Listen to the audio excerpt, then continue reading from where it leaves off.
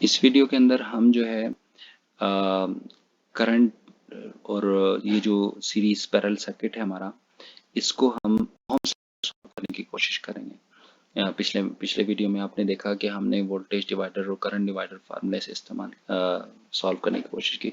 अगर हम सिर्फ ओम्स लॉ को इस्तेमाल करें और इसको सॉल्व करने की कोशिश करें, तो हमारे पास जो एग्जांपल नंबर 1 थी वो कुछ इस तरह की थी। तो अगर आप इसको सॉल्व करें, तो हमने जब इसको रिड्यूस किया तो हमें पता लग रहा है कि यार इन दोनों में ये एक सीरीज कॉम्बिनेशन बन रही है। हमने आर टोटल फाइंड की विच इज 60 ओम। अब उसके बाद we can find the total current. तो टोटल करंट हमारे पास आ जाएगा 1.1667 एम्पेयर। जब आपके पास टोटल करंट आ गई है तो you can by using Ohm's law you can find the voltages. तो क्योंकि आपको पता है कि करंट तो सेम रहते हैं, सीरीज सर्किट है, इस वजह से तो इसका जो है आप simply V1 equals to I1 R1 put करें और इसमें वैल्यूज पुट करेंगे, you will get the voltage V1। और इसी तरह V2 3 जो है, जो इसका कॉम्बिनेशन है, इसको भी आप उसी तरह जो इसमें से करंट फ्लो कर रहा है, अब इसको सिंपली ये कह सकते हैं I total multiply by I2 3, ये भी आप कह सकते हो। तो आप इसको मल्टीप्लाई करोगे, you will get the voltage. अब हमें वोल्टेज इसका पता है, इसका करंट का पता है, वोल्टेज का पता है। नाउ कि वी कैन गो बैक। अब यहाँ पे जब जाते हैं तो हमें पता है कि जो पैरेलल की प्रॉपर्टी है कि इस पे जो जितना वोल्टेज होगा वो इन दोनों पे भी होगा। तो पैरेलल की प्रॉपर्टी इस्तेमाल करते हैं 8.63। Now by using Ohm's law हम मालूम कर सकते हैं I2 जो है V2 और V3 का हमें पता है, तो I2 equals to V2 over R2, it's simple. और V3 और इसी तरह V3 भी मालूम कर सकते V3 ओवर R3। तो ओम्स लॉ से इसको बड़ी आसानी से हम सॉल्व कर सकते हैं। तो अगर हम एग्जांपल 2 को देखें, तो एग्जांपल 2 में भी हम इसी तरह R टोटल फाइंड कर लेते हैं यहाँ पे।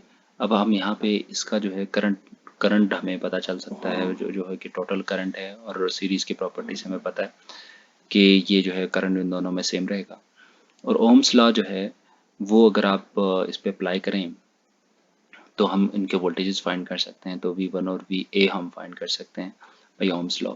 ओम्स लॉ से जब आप ये फाइंड कर लोगे तो now we can go back, और यहाँ पे आप जब देखते हैं तो आपको पता है कि यह जो R2 3 है और R4 5 प्लस 6 है, ये इन दोनों का जो है पैरेलल सम है RA।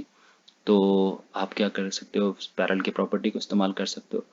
पैरेलल को प्रॉपर्टी को इस्तेमाल करके you can get the voltage जो कि आपको पता है। अब ओम्स लॉ जो है उस पर अप्लाई करके क्योंकि वोल्टेज आपको पता है तो you can find the current.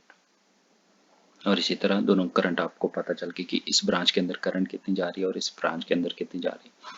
Now अब अगर आप आगे देखें तो सीरीज की प्रॉपर्टी को इस्तेमाल करें तो हमें पता चलता है कि इस टोटल में से इतना करंट फ्लो कर रहा है 69.5 मिली एम्पेयर। तो इसका मतलब है इसमें भी इतना ही करंट फ्लो कर रहा होगा, और इसमें 65.47 फ्लो कर रहा है, तो इसमें भी उतना ही कर रहा होगा। तो हम सीरीज की प्रॉपर्टी को इस्तेमाल करते हुए अब हमें 3-4 करंट्स मालूम हो सकता है। उसके बाद जब हमें करंट्स का पता चल जाए तो हम वोल्टेज बड़ी आसानी से मालूम कर सकते हैं। V2 फाइंड कर सकते हैं, V3 फाइंड कर सकते हैं बाई ओम्स लॉ, और इसी तरह V4 5 फाइंड कर सकते हैं जो कि इन दोनों का पैरेलल सम है, और V6 फाइंड कर सकते हैं।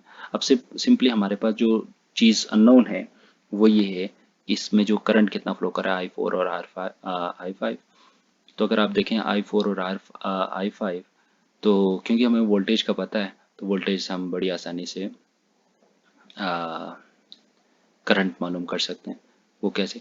V4 ओवर R4 और V5 और R5 से हम बड़ी आसानी से उसका करंट भी मालूम कर सकते हैं। That's it.